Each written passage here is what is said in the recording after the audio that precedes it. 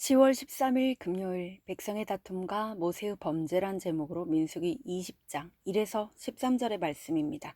사랑하는 하나님 감사합니다. 오늘도 말씀 묵상의 시간을 주시며 감사합니다.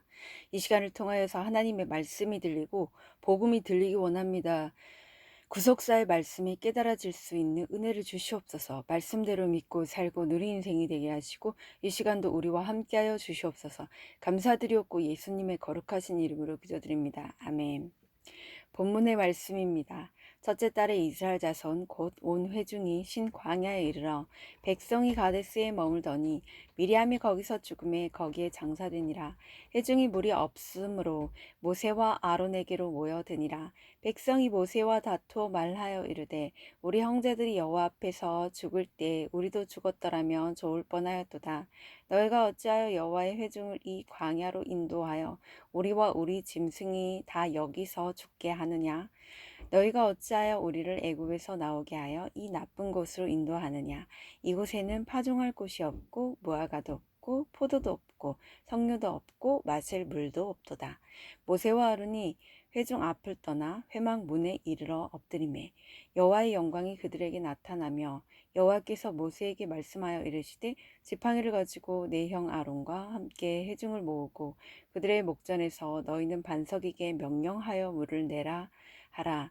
내가 그 반석이 물을 내게 하여 회중과 그들의 짐승에게 마시게 할지니라. 모세가 그 명령대로 여호와 앞에서 지팡이를 잡으니라. 모세와 아론이 회중을 그 반석 앞에 모으고 모세가 그들에게 이르되 반역한 너희여 들으라. 우리가 너희를 위하여 이 반석에서 물을 내려 하고 모세가 그의 손을 들어 그의 지팡이로 반석을 2번 치니 물이 많이 솟아나오므로 회중과 그들의 짐승이 마시니라. 여호와께서 모세와 아론에게 이르시되 너희가 나를 믿지 아니하고 이스라엘 자손의 목전에서 내 거룩함을 나타내지 아니한 고로 너희는 이 회중을 내가 그들에게 준 땅으로 인도하여 드리지 못하리라 하시니라. 이스라엘 자손이 여호와와 다투었으므로 이를 무리바 무리라 하니라.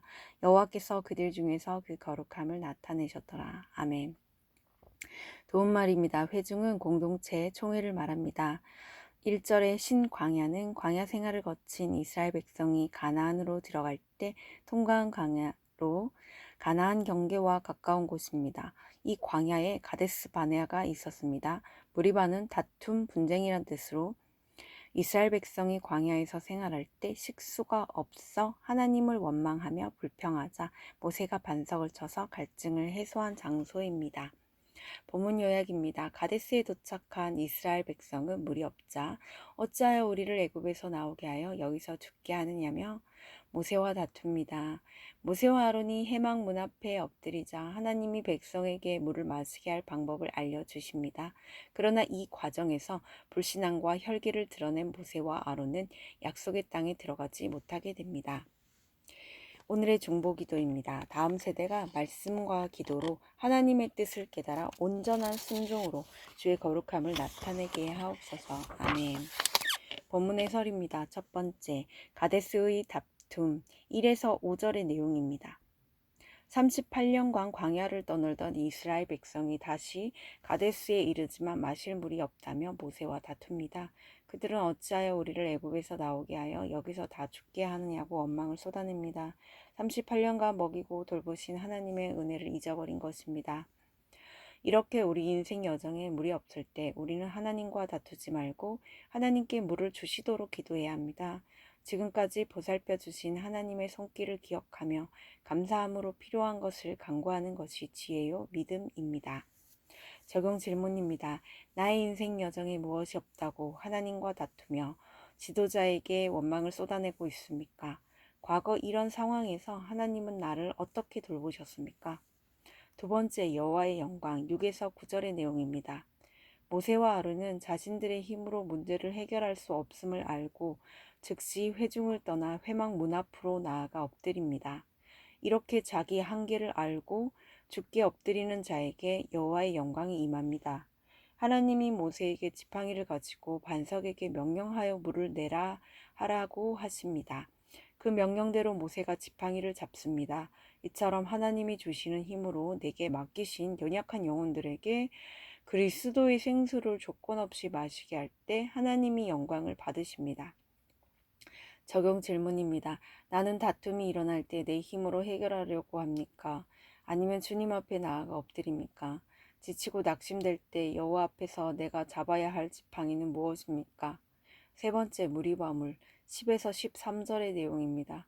모세는 반석에게 명령하여 물을 내게 하라는 하나님의 명령을 따르지 않고 회중에 대한 격한 감정으로 반석을 지팡이로 두 번 칩니다. 모세가 이렇게 행동한 그 근원에는 불신앙이 있었습니다. 백성에게 물을 주시는 하나님의 자비로움, 거룩함을 나타내지 않고 자기 이름과 열심을 나타낸 것입니다. 하나님은 지도자의 실책을 매우 엄중히 다루십니다. 이 사건으로 모세와 아론은 약속의 땅에 들어가지 못하게 되고 이로써 하나님은 그분의 공의로운 거룩함을 나타내십니다. 적용 질문입니다. 순종의 모습처럼 보이지만 하나님을 믿지 않고 내 이름과 열심을 나타내려고 하는 나의 죄는 무엇입니까? 나는 혈기와 말 실수로 어떤 벌을 받았습니까? 오늘 기도하기는 제 인생 여정에 마실 물이 없을 때도 믿음과 감사로 하나님께 간구하게 하옵소서.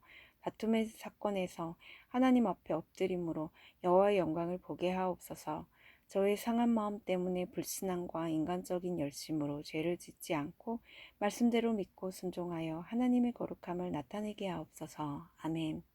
묵상 간증입니다. 지방대 예비 4번의 물이란 뜻으로 양신재님의 말씀 적용 지방대 예비 4번의 물이란 제목으로 양신재님의 말씀 적용글입니다.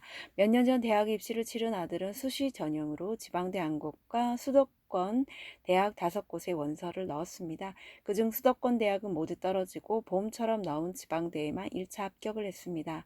그런데 저는 합격의 기쁨도 잠시 물이 없으므로 모세와 다투어 말하며 원망한 백성처럼 어떻게 지방대 물을 마실 수 있냐며 하나님을 원망했습니다. 그러고는 그 주 예배도 가지 않고 종일 원망의 눈물을 흘리면서 어찌하여 우리를 이 나쁜 곳으로 인도하였느냐며 근심과 원망을 더했습니다. 그러다 지방대 2차 합격자는 2명을 뽑는데 아들이 예비 4번이란 사실을 알게 된 순간 저는 그렇게 무시하던 지방대도 떨어지겠구나 하는 생각에 잠시 충격을 받았습니다.